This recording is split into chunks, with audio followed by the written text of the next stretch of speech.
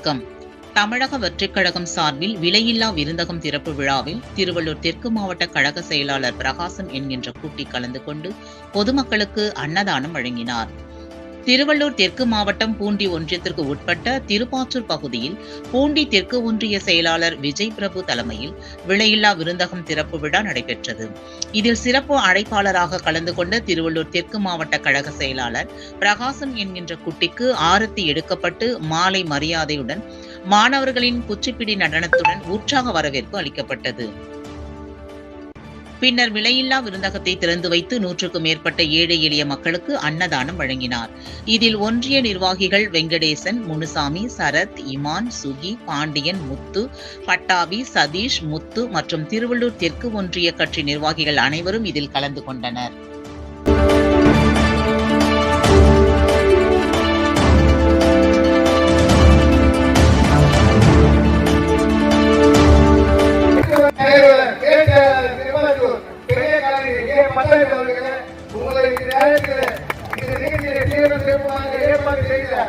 நம்ம